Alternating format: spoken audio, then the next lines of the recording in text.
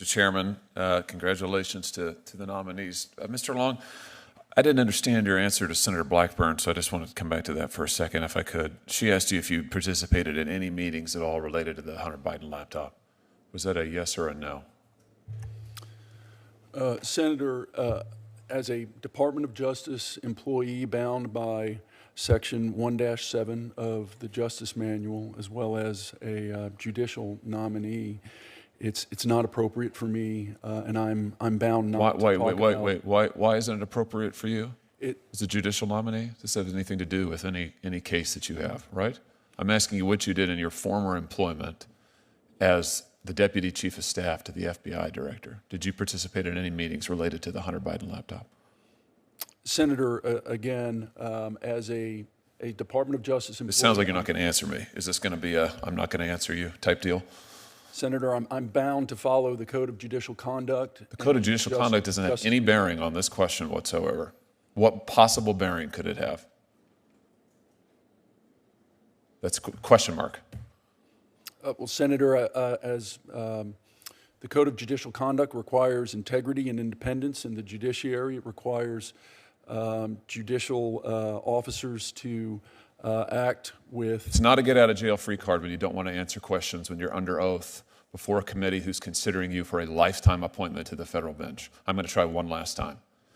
Did you participate in any meetings during your time as Deputy Chief of Staff or Acting Chief of Staff related to the Hunter Biden laptop, yes or no? Senator, again, I'm not permitted to answer. Oh, you are permitted to answer. You don't want to answer because it would be inconvenient for you. And I have to tell you, I find that extremely troubling, Mr. Long, extremely troubling. Not a good start. Let's see if we can do better on a different topic. While you were at the Department of Justice, or at the FBI in your capacity as Deputy Chief of Staff and Acting Chief of Staff, did you ever observe FBI resources being used to monitor pro-life groups or pro-life individuals?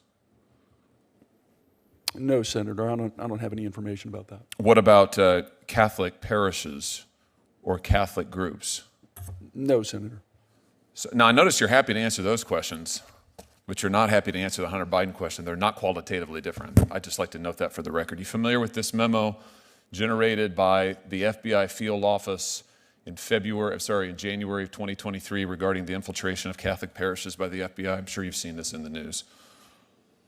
I've not seen that memo, but I've seen news reports relating to that memo. Well, let me tell you what's in the memo. In the memo, the FBI field office in Richmond recommends infiltrating Catholic parishes that it deems traditionalists associated with the Latin Mass, recruiting FBI informants within those parishes to monitor speech within the parishes. The House Judiciary Committee has later learned, this is in a letter dated April 10th, 2023, that the FBI relied on at least one undercover agent to produce its analysis in this memo, and the FBI has proposed that its agents engage in outreach to Catholic parishes to develop sources among the clergy. Did any of this occur while you were at the FBI? Senator, I've not been at the FBI in over 2 That's not my question. years. Did any of this occur while you were at the FBI? Did you see anything like this happening while you were at the FBI? I did not, Senator. Do you think it's appropriate? Senator, I haven't worked at the FBI in. I'm not asking you that. I'm asking you, do you think this is appropriate? Do you think it's appropriate to recruit informants in Catholic parishes? Senator, I don't know the circumstances underlying that memo. I have not reviewed that memo. It wouldn't be appropriate for me to comment on it. It's not appropriate for you to comment on whether or not the federal government of the United States should be infiltrating religious entities and organizations and trying to recruit informants and sources in the clergy? You don't have an opinion on that?